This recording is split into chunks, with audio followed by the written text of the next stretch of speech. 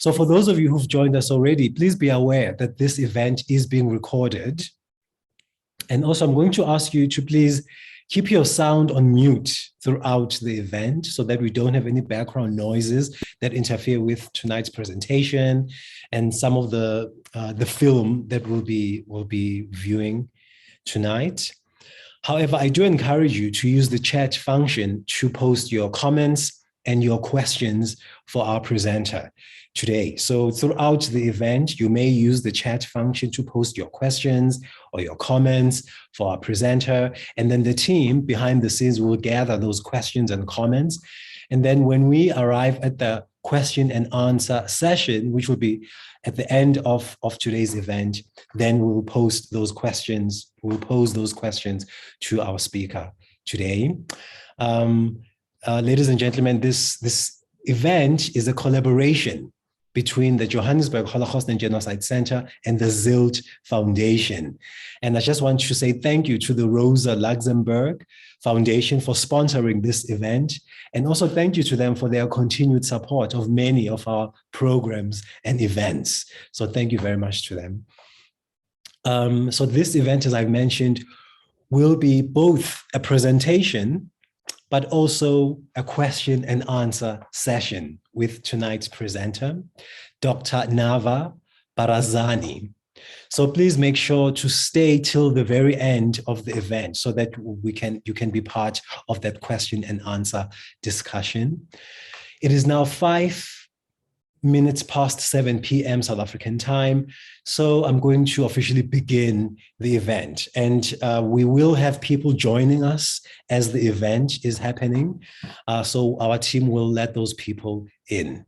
As I mentioned, my name is Mdunduli. Ladies and gentlemen, welcome to tonight's live webinar event hosted in a collaboration between the Johannesburg Holocaust and Genocide Centre and the Sylt Foundation. The event, as I've mentioned, will be both a presentation and a question and answer session with tonight's presenter, Dr. Nava Barazani. So please stay till the end of the event. However, to begin the event tonight, founder and director of the Johannesburg Holocaust and Genocide Centre will give us a short address. Ms. Tali Nates will address us to begin the event. So at this moment in time, I would like to invite Director Tali Nates to address us. Thank you very much, Mdu, and a warm welcome to all our friends that are always joining this wonderful bi-monthly series with the Sylt Foundation, where we speak about art and literature and poetry and the Holocaust or genocide or human rights. It is really an honor to have the first one of this year's bi-monthly events with my friend Indra Wuso and from the Sylt Foundation and with all of you. I don't think that we can start any event without recognizing and acknowledging what is happening in front of our eyes. A war in Europe where to our disbelief, what we are teaching for so many years is about democracy, about human dignity, about getting involved, about choices, about being upstanders and about being activists and so on. In front of our eyes, people are suffering, people are dying, and we cannot just ignore it and continue our lives and not acknowledge what is happening. The Johannesburg Holocaust and Genocide Centre came out with statements and are active behind the scenes with many colleagues. We are part of many associations, including I have the honor to be part of the advisory board of the Eastern European Holocaust Studies Association that brings the Journal of Babi Yar. And of course, I cannot not say that together with them and with many other colleagues all around the world, we condemn Russia's military assault on Ukraine and the use of historical distortion, use of the word genocide, use of the word Nazis, and also the lies that justify Russia's attack on Ukraine, which is a sovereign nation. And it's certainly against every international law, what is happening in front of our eyes. I also would like to say that in the vote yesterday in the United Nations, I want to acknowledge that South Africa abstained, did not vote in favor of the resolution, not like Kenya or Rwanda or Botswana or Zambia, who all voted for the resolution. And I want to say that I feel very, very uncomfortable for me and for all of us at the Johannesburg Holocaust and Genocide Centre about this neutral position when people, men, women, and children are dying all around Ukraine. So I did want to say that, and I know it's a strong statement, but a week into the fighting today, I don't think that we can sit on the fence. But we are here together to study and to learn something new. And I had the privilege to meet Nava, Dr. Nava Barazani, a few months ago when we gathered together to speak about the Holocaust and Africa and the African continent. And I listened to Nava speaking about Libya, about her mother, about the camps in North Africa, about her art. And I thought this is something that with the Sylt Foundation, we should learn more about. Finally, we will have the honor to work with the Sylt Foundation to bring Nava to South Africa for a 2-month residency as an artist in residency, where she will create an exhibition that will be displayed at the Johannesburg Holocaust and Genocide Centre together with the Sylt Foundation. Indra, thank you so much for making this possible. And with grateful thanks to Nava for agreeing to come to South Africa and be our guest and to learn more from you and from your art. And with that, I hand over back to you. Thank you, Tali. And we look forward to that exhibition. I think it will be very fascinating. And thank you, Indra, also as well, who is joining us today. The title of tonight's lecture and conversation is A Significant Impact on the Memory. Memory Pictures of Childhood Among Libyan Jews, 1938 to 1945. And this is presented by, of course, Dr. Nava Barazani. Dr. Barazani is an artist, cultural researcher, writer on art and visual culture. She is gallery director and curator at David Yellin Academic College in Jerusalem. Her most recent book, Once Upon a Time, is about the visual memories of Holocaust survivors who were children in Libya.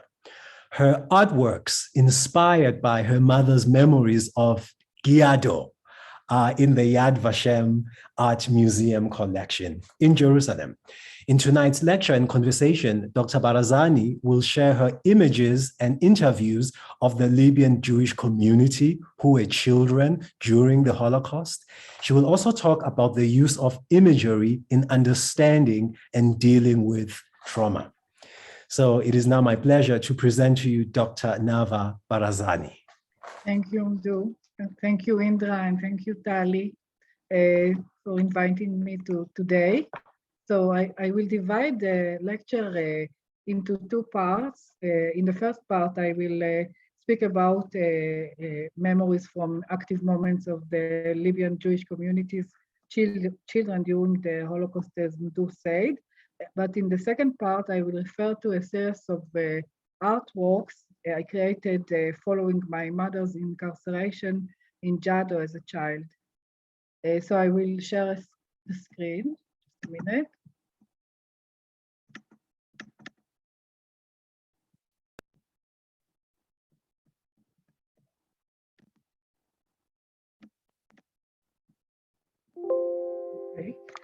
Okay, so I will start.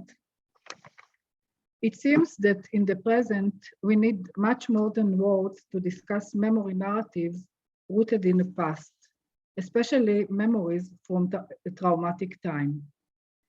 Between 2009 and 2017, I conducted dozens of interviews with survivors of the Libyan Jewish community who were children in Libya during the war and the Holocaust. In presenting the goal of the interview, I asked the interviewees to tell me their memories of play and childhood during the period. Most of them used the plural first person, their language detached from any expression of personal experience without any reference to play and childhood. About 1 hour into the interview, I showed them period photographs, or I asked them to draw their surroundings during the Holocaust.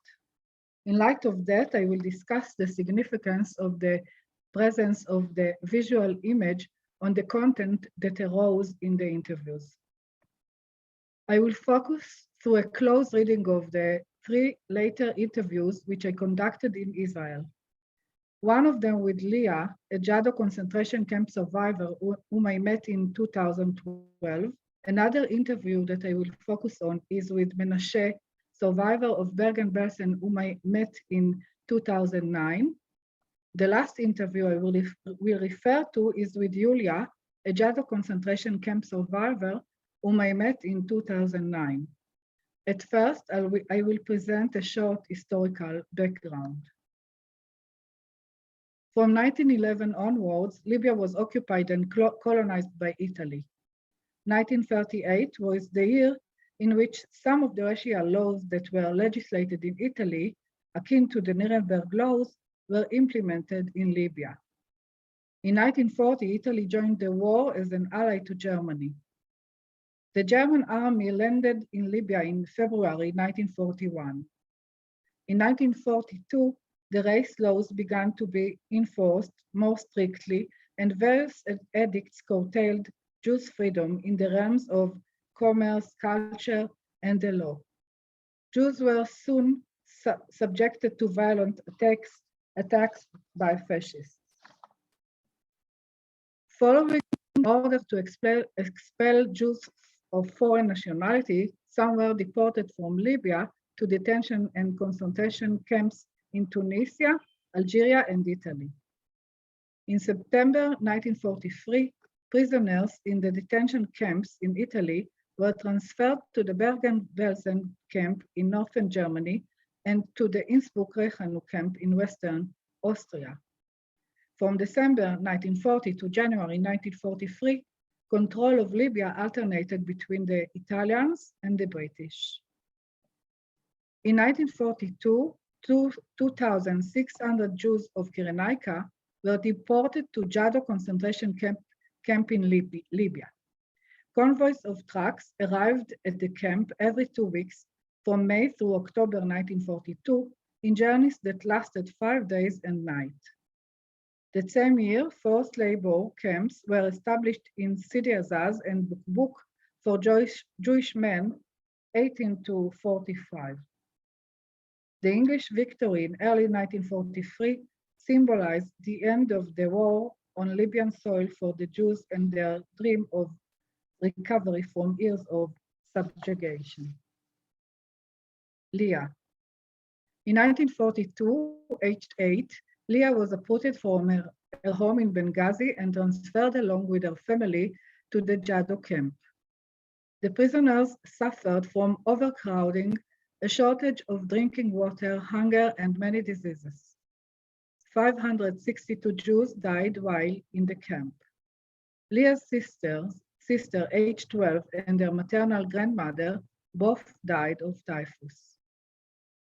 When I asked Leah to tell me about the games she used to play in the camp, she kept talking about the period preceding their incarceration. Leah described her fear as she observed the looting of the family's entire property while they were in the house and how her father's luxury shop was robbed. Leah did not talk about her sister Landa's death except for a laconic mention of it, and even after I asked her about it, she gave no further details. After an hour, I asked Leah to take a look at a photograph of the Talmud Torah in Benghazi, photographed after liberation. Leah recognized the place and noting that the photo is of another class in her school and not hers, since she didn't see any of her girlfriends in the photograph. She held the pile of photographs and asked, "Do you have any more pictures?" As she remembers her missing friends, I repeated my question to Leah, asking what games they used to play in the camp. She mentioned that they played jacks and jump rope. She drew the play environment at my request. While drawing, she said, "Yes, so let's say it was divided in this way, according to families. Each family got a space like that, divided by blankets. We were second from the entrance. In this space, say, we played hide and seek." Suddenly she smiled, went to the kitchen and returned holding a small towel. She folded it along its length and said, "Let's say, in this way, we stole from our parents the rugs that were important to them, and we would make them into like this, make it into kind of like a doll." When her friend's aunt died from typhus, they made a large doll and the boys conducted a graveside ceremony. They also created smaller dolls that became the children of the large doll, the one who was dead. Like small children dolls, as if they are crying for their mom next to her, as she is lying with something white, like they are going to bury her. Leah smiled as she remembered another game. We were silly young girls, and as the Tripolitan custom, we pretended to go to the grandmother, sitting crying and mourning, and we come to comfort her, and do, whoa, yes, mourn with her as if we are crying. The book for us and for our children that portrays the Jewish community in Libya describes a scene of mourning. After his death, they took out the table on which the dead person used to eat. Then the women would take wooden sticks and hit the table, gathering together, their hair uncombed and wild. Then they would scratch their faces until they bled, and hit their own chests, repeating the monotonous lamentations of the professional mourner. The professional mourner, who is referred to in Libya Jewish Arabic as Zala, sought through the lamentation to arouse the emotional flooding that would assist in catharsis. Leah and her friends imitated this mental and cultural process and assumed an active participation in a dramatic ritual of death, burial, and bereavement in a kind of a reality play. Menashe. In November 2009, I met with Menashe, who was born in Benghazi in 1929. Menashe, orphaned during the war, was deported from his home in Benghazi, Libya, in 1942, when he was 13. As holder of a British passport, he was transported to Italy and then in February 1944 to Bergen-Belsen in Germany. When I asked Menashe to tell me about the games he used to play in the camp, he reported the events in the first person plural. They took us by train to Germany, 70 men to a barrack, beds on top of beds. I asked him to explain what the community children did during the day, and he said, "We didn't do a thing. We were in the barrack." He sequentially lists camp conditions such as freezing cold and severe hunger. I once again asked him, "And what did the children do?" Menashe repeated my question and emphasized, "What did the children do? Nothing. What else?" Menashe did not separate between the people in his descriptions. Sometimes they counted us one by one. If anyone attempted to escape, they would shoot him. And as another punishment, everyone had to stand in the snow all day without food, standing like this, that. Once a week, they would take us to take a shower. We would hang our clothes on a large cart. They never washed them, ever. He spoke about children, women, and young or old women or old men without any differentiated identity. Menashe presented a kind of dry receipt for survival, naming in sequence the routine actions of the people that he names someone, anyone, or everyone, while his tone did not alter, no matter whether he was talking about the head count in the snow, the freezing cold, showering, smelly clothing, or murder. I took a look at the paintings hanging in Menashe's home. Catching where my eyes led, Menashe told me that those his own paintings, and suddenly remembered the couple who was in charge of their barrack and from whom he learned how to paint by observing him. He drew women who sat on the beds, dressed in their own clothes like old women. I asked Menashe to try to draw a picture from memory similar to the couple style which he absorbed through constant looking. He took hold of the pen and drew lines for the beds, on which he quickly placed 3 seated women. In front of the drawing, I asked again about his actions in the camp. Menashe started to repeat the same content, but then he stopped and began again. I saw soldiers playing soccer in a very large place. I looked at them from afar and was thinking, I wish the ball would come towards me. His gaze was intimate and clarifying the barrier between him and his childhood that had become distant for him. Later, he narrates in the first person singular. At night, under the pillow, I took out the potato I saved from the afternoon meal and ate it very slowly. It was impossible to sleep because of the hunger. In the kitchen, I stole a potato, put it in my pocket. Now I focused on a single memory picture, which when told aloud seemed very concrete and felt, making present his memories through a short description in the first person singular, full of words and verbs. This expressed his intimate, piercing experiences from the camp, including the hunger, thirst, survival, hiding, restraint, and the slow feeling of fullness that enabled him to fall asleep.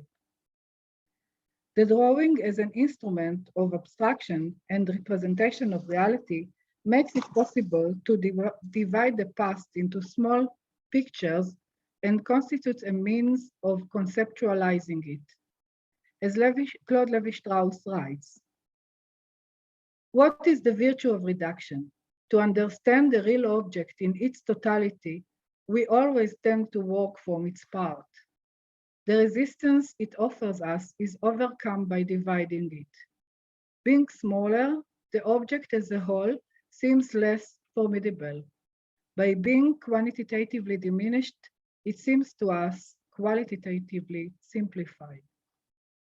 Following Lévi-Strauss' statement that the strength of the minimized model is that it provides us control and understanding, it is safe to assume that the drawing simplified the quantitative past for Menashe, thus allowing him to understand and grasp it. The drawing, like an additional language, makes possible the articulation of an additional facet that appears during the transition between one language and another. My personal story.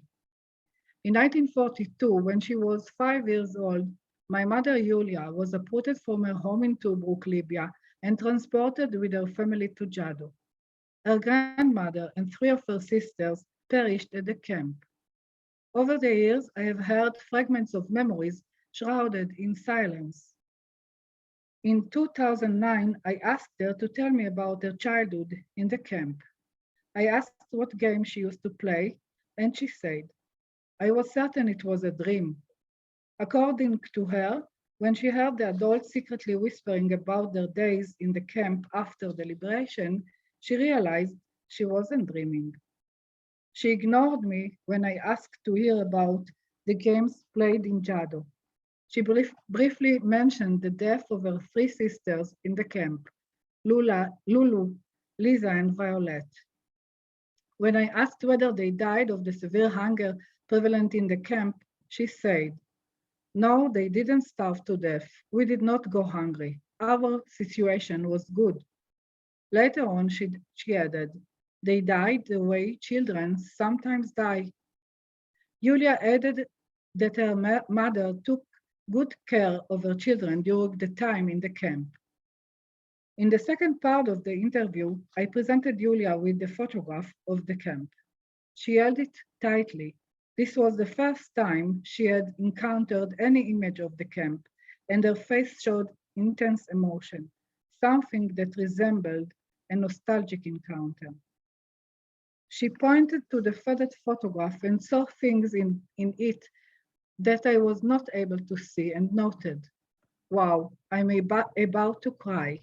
This is so moving. This is exactly how we lived. These were our lives. Imagine that, a hellish life." It appeared as though the encounter with the photograph reinforced the elimination of doubts from her mind.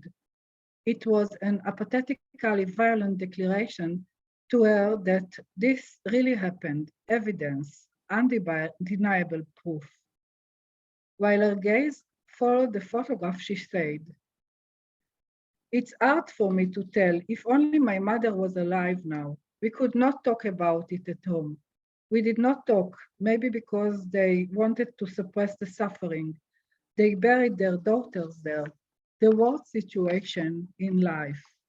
Not actually live, but moving forward from day to day." The good situation mentioned by Julia before looking at the photograph was now being called hell, and their sister's death as the worst situation that could occur.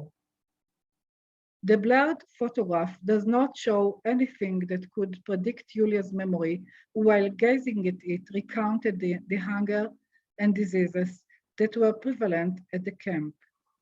The death of her three sisters and grandmother, her protective mother, the trauma caused by the capo who shaved their head, and their memory of watching from afar a woman having her breast chopped off while breastfeeding her infant.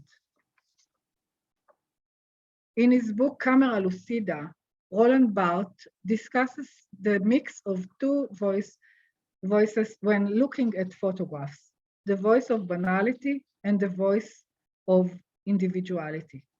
The first is the studium, which refers to what everyone sees and knows, while the latter is the punctum, which is filled with the vigor of individual emotion as a subjective reaction experienced by the person looking at the photograph to a detail that pricks and injures him.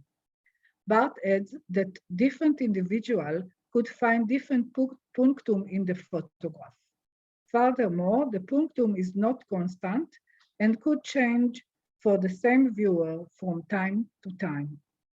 The studium in the photograph of the camp is manifested in the banality of the wilderness and in the abandoned buildings, details any viewer could notice, even without being familiar with the subject of the photograph. When Julia looked at the photograph, she recognized the punctum which evoked her memory. In this meeting, she seldom mentioned games aside from a clear description of yard games, such as hopscotch and jump rope. 4 months later, she suddenly began to describe, without my prompting, her memories of a shadow puppet theater she operated along with her brother Mino at Jado. We had puppet theater. Mino operated the doors and another girl walked the curtain along with me. Mino drew people, cars, and umbrellas on cartons, all sorts of things from our lives. We glued fabrics from discarded clothes. Julia tried to describe the experience by gesturing with her hands as well, and she made shapes on the table. I asked her to try and sketch the images that were coming to mind in her memories. Julia drew images of people and animals and described the subject of the plays shown in the theater, people life in the concentration camp. What we did, we made shapes of animals, a horse, a donkey, bringing food home with it. As told by her, the cardboard characters were painted with henna and coal, and wooden boards found in the camp were attached to them. She described the white sheet they used and said that behind it, they used a flashlight or gaslight so that the audience could see the shadows. In addition, she recalled, we were constantly trading roles. Once we operated the dolls, another time we held the curtain or sat in the audience, trading places. Once I look, once you look. We were in suspense. We wanted to see. Nowadays it's boring, but back then it was nice.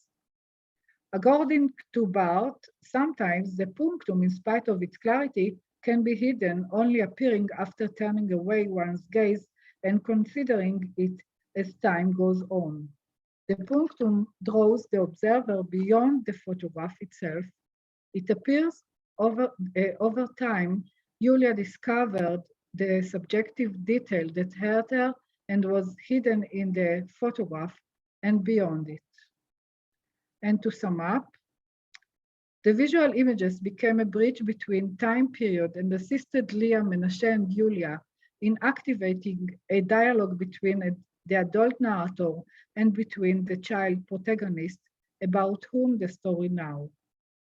The photograph, as a messenger from the past, bears tremendous power and is a concrete element in the process of remembering.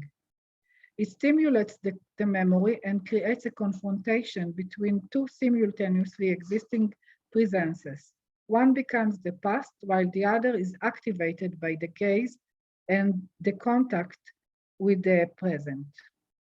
The reduced drawing of the environment, similar to the gaze at the photograph, is an action that enables a person to be in the reality of the here and now, facing a drawing whose dimensions allow to be held in one's hand while grasping a moment from childhood in the space beyond the body. As a representation of reality, which has been abstracted and reduced as an additional language, the visual object, whether a drawing or a photograph, makes it possible to divide the past into small pictures that make it possible to hold and control. This reduction liberates the person from the need to depict the big picture of past terror. Visual language represents the gaze. It is the same gaze, whether in a photograph or a drawing of the environment at the past, that flooded and aroused the interviewee's process of remembering moments from childhood. The visual images enabled Leah, Menashe, and Julia to go deeper and to enlarge depths of the private childhood memories that were concealed in the shadow of the bigger and the threatening story. Well, thank you. So this is the first part of the presentation.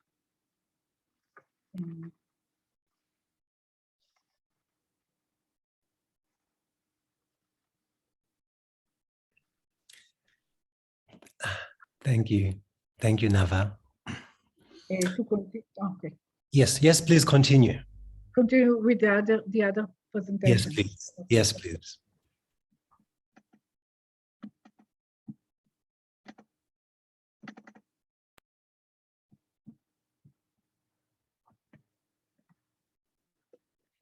So this was the beginning, as you saw.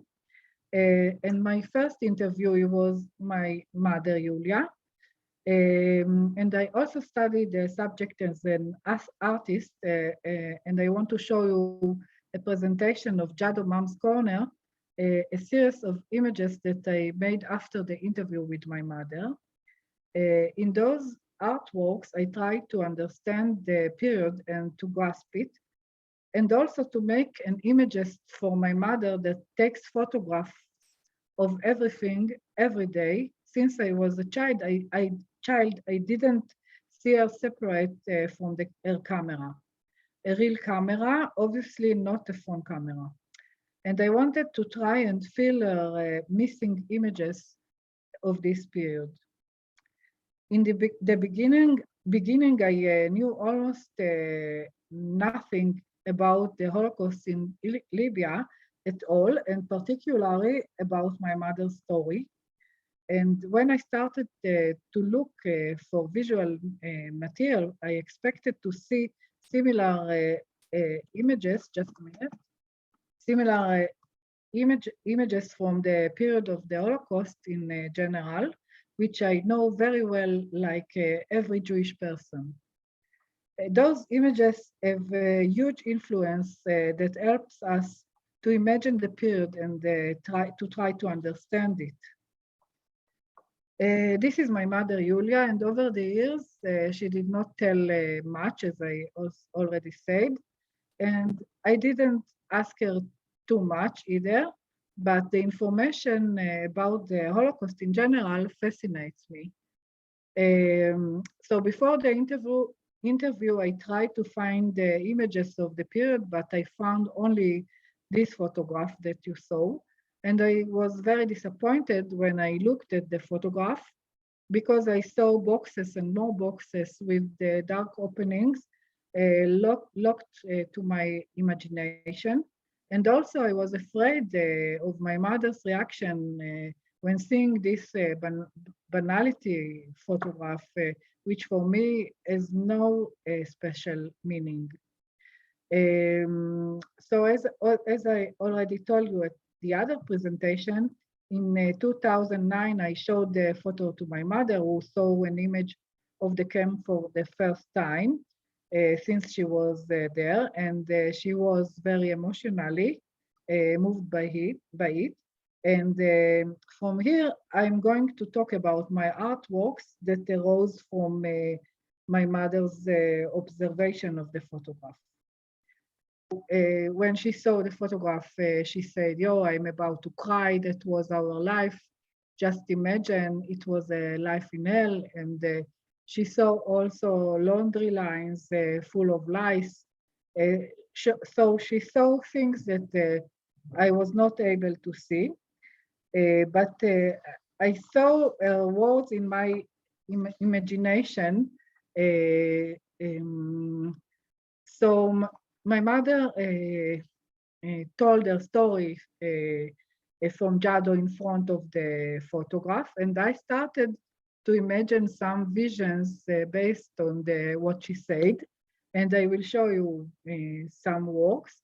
But before, I have to say that just by chance, while walking on the stairs to an exhibition, I found an old book as if it was waiting for me on a bench in the city center. The book documenting the time when General Rommel fought in Libya between the years 1941 to 1943. And I made collages on this book, and the crumbling pages of history are covered by my mother's personal story as a child in the Holocaust. The papers of the collage, which binds and heals the old history pages, also erases and cancels them out, as you will see now. Through the merging into pieces of paper, the pages also carry with them now the personal story of my mother, who was there with her family when she was 5 years old. Here the vision I saw in my imagination when she spoke about her 3 sisters that died in the camp. And just while looking at the photograph, she remembered that also she lost her grandmother. And at the exhibition, each collage has a quotation from my mother underneath it, as you can see here. So some collages from the exhibition are on pages I tore out of the Rommel book, and other on cartons, as you see here. here she said she spoke about her grandmother. She was lying there under the stairs, slowly dying. I think she passed away a few days or hours later. I don't remember ever seeing her again. And here you can see two characters of my mother that crying, and then she went to call to her father. Here she said there were a lot of children, but my mother did not allow us to get closer to them because she was afraid that we will get typhus and lice. She was afraid they would shave our heads. It was crowded, a barrack with a curtain, a real prison. And as you can see, this page of Rommel's book, you can see painting of Rommel and his wife looking out the window, and my mother like in a real prison, as she said, at the collage. Here, this is the couple that tried to catch my mother, and she said about her mother, my mother hid the tough things. Life was not easy. Maybe it was here that my mother hid me so they wouldn't shave my head. But at the end, the couple caught her. And as you see here, the scene of the time he caught her. Here she talked about the theater. We ran a puppet theater. Mino operated the puppets, and another girl and I held the curtain. And here is the observer of the theater. My mother said, and all children were tense. They wanted to see what would happen, standing or sitting on the floor. And as you can see behind the children, the blankets that every interviewee spoke about them, the blankets that were used to separate the family units in the barrack. And this is these were the blankets in my imagination, as you see, colored of a lot of blankets, color blankets. And this is the story that my mother told about the woman that breastfeeding her infant. I saw a woman sitting on the floor nursing her baby. They cut off her breast and shoot her. This is a still from the short film I made that illustrates my mother reconstructed the shadow theater that she operated with her older brother in the camp. And I will show you later the film, short film. In 2011, the exhibition Jado Mom's Corner was presented in Tel Aviv and then in Jerusalem.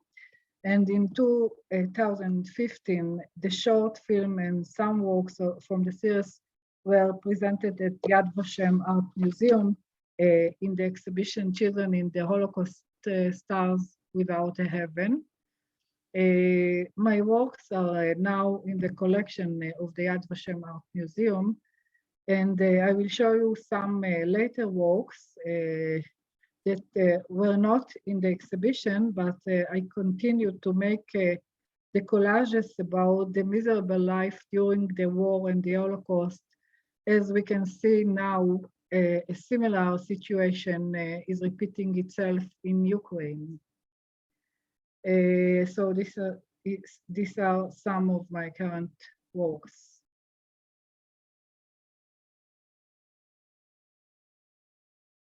This is fabrics sculptures.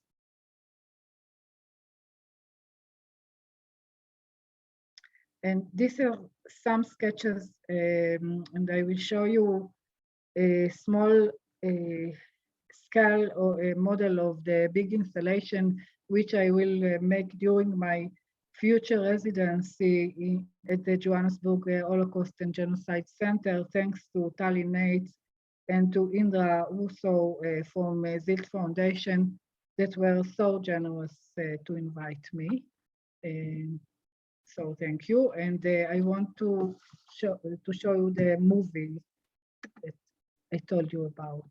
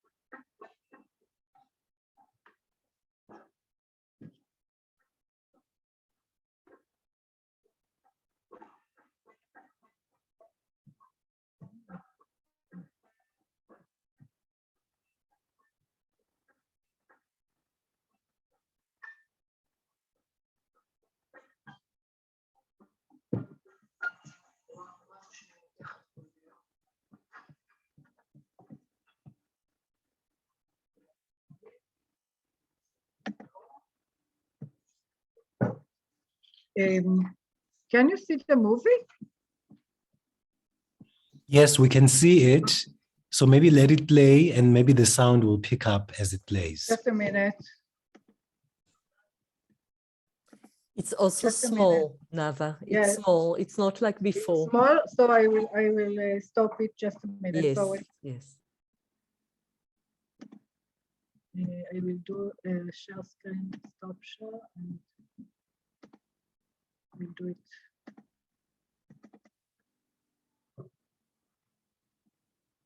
Just a minute.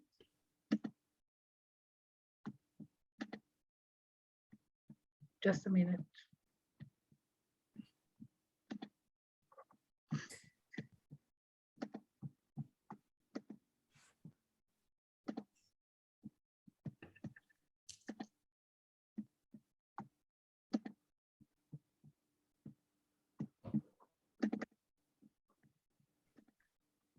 If it helps, Nava, I can share the movie. I have it. Yes, yes. Thank you.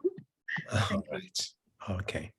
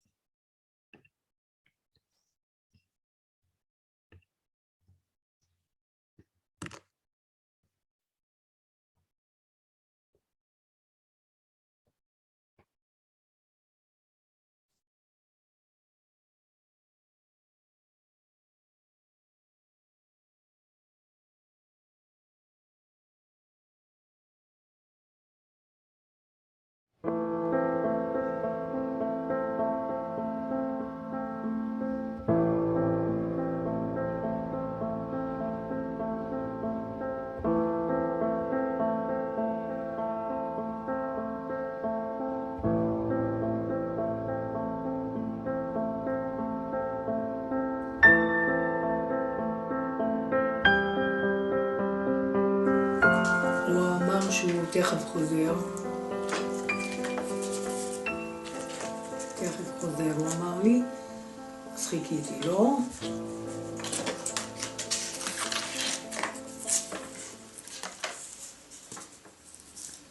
ובינתיים אני התחלתי להכין את הבד לתיאטרון, לסדר לו, שהוא הגיע. ואז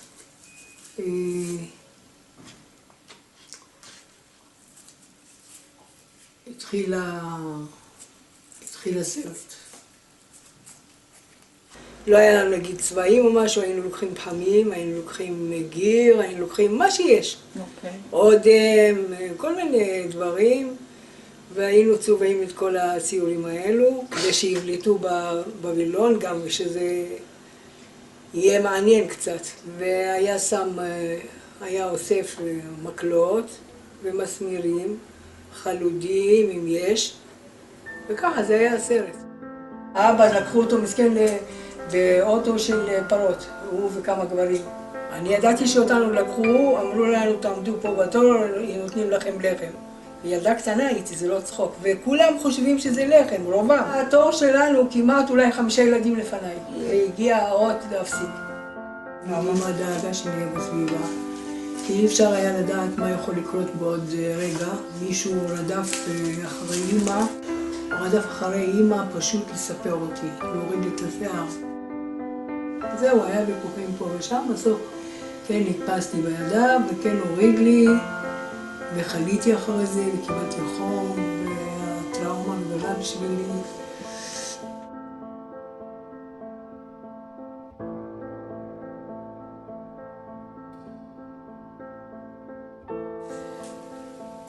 להעסיק את הילדים, שיהיה להם מה לראות.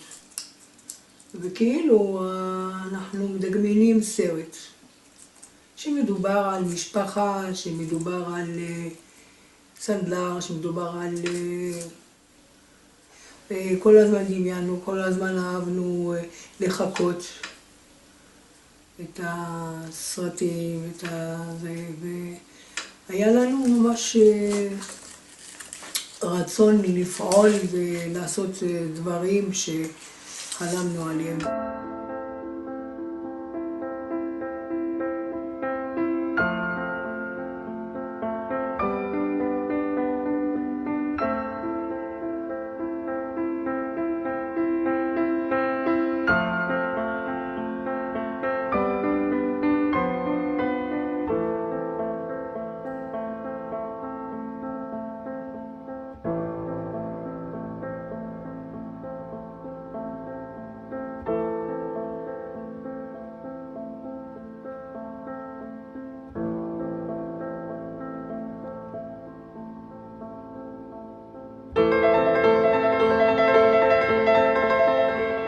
كملنا الفيلم، كملنا السينما.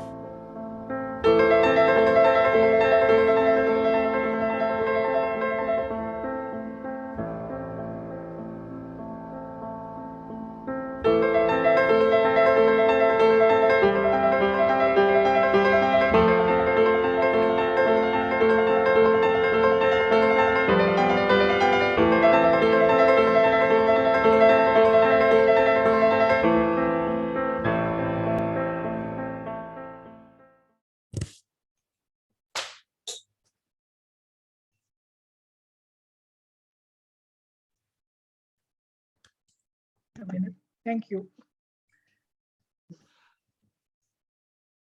Oh,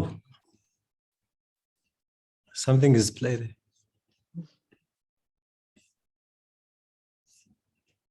I just want, was that the end of the film, Nava? Yes, it was the Yes. end of the film. Yes. It's a short film. Thank you. Is there anything else you would like to add after the film? No. No. That's it. That's it. So firstly, thank you very much for that wonderful presentation. Very moving and also very thought-provoking. I'm going to, while people are sending through their questions, I'm going to ask about the memories. So as your mother was reenacting and recreating the images and the theater, did she remember hidden memories? Were there memories that maybe were hidden or buried that came up during the process? The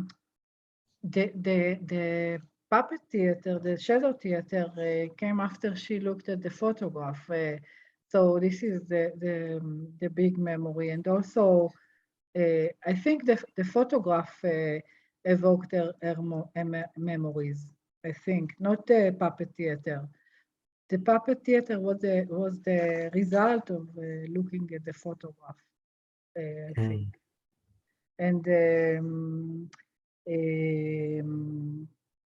And also she remembered her grandmother that died in the camp. Also, she remembered when she looked at the photograph. I think the photograph was the main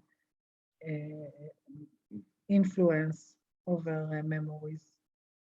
Had she forgotten that her grandmother died? Did she forget? She didn't talk about it. She didn't. When she saw it, the photograph, she remembered and she said, "Wow, my grandmother died there at the camp." She didn't remember before. Yes. Okay. I have another question from Talinate, and she's asking, how did your mother and the other people you interviewed react to your book and exhibitions? I was afraid of let them read my book. I didn't. So because when you write about people, they don't remember all the things they said. And even when I interviewed people, they asked me at the phone not to tell some things that they said. And because of that, I used not the real name of the interviewees. I used the other name that because I didn't want them to tell me to not to use their stories. So I was afraid of it. And also my mother asked me not to show the movie when she saw it, and then she agreed. But at the beginning, she didn't want me to show it. Yes. Did you find that this was healing for her? This was cathartic for her going through this process? I think, yes, I think because I said that she didn't tell much, but me either didn't want to hear. And then when I want to hear her stories, I think it was a heal. It was a heal to her. Yes. And it made us close. Yes, I imagine that going through a process like this with your mother will make you closer and bond stronger. I have another question from someone. They're saying, what is the focus of your exhibition going to be when you come to South Africa? I'm not sure that I want to say everything about it because I want to do it and then to talk about it. But I think I can say that it's about it's not just about the first generation. It's about the second and the third generation. The trauma that continues to stay with us because of this war situation at the past. We take it with us. So I will show it at the installation that I will make in Johannesburg. Thank you. And we look forward to that. I really do look forward to that. Me too. Thank you. And then I have another question from Shirley, and she's asking, your artworks are haunting and beautiful. Do you use, and she's asking, do you use scraps of paper or fabrics? And what other media do you use? I use discarded materials like old magazines, and I use glue, plastic glue, and also with the fabrics, I also do collages because I don't like the beautiful fabrics that like haute couture or something like that.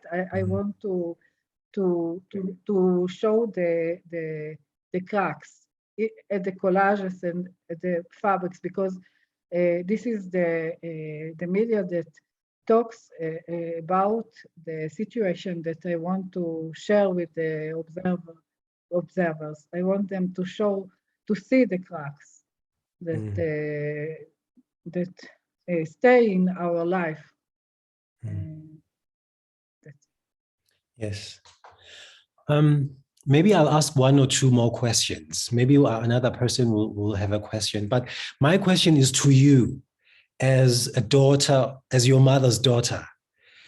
How was this experience for you? What is your feeling as you are working with your mother and recreating her history, her past, and you are dealing with heavy emotions? What is that like for you as your mother's daughter? As I said, I want to give my mother the photographs that she missed, because my mother is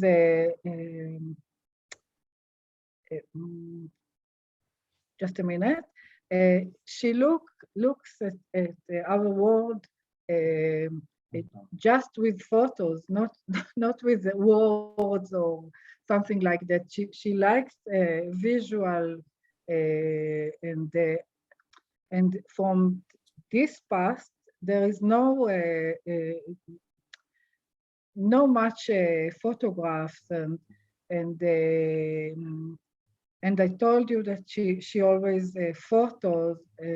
So this was at the beginning. That's what I want to do for her at the beginning. But after I tried to do it as an artist, to talk not just for my mother. I want to talk for everyone. So at the beginning it was for my mother, but I'm not sure that I answered your question, but I tried to. Yes, no, you did. I understand. Yes, you did. You did. And one last question, Nava, and this is from Indra, and she's asking, the connection of research and art offers such a depth into the depiction to the traumatic experience. And she's asking, tell us about the decision to connect both your talents to create this holistic experience. I think I didn't decide something, because the life take me. I don't think I will do that and I will do that. I have to. I have a process. I have to react to what. Just a minute. I have to. What bothers me, I have to react to something. So I have two ways. One of them is the art, and the other is to write. So I do it together, to write something and to do art. That's my languages.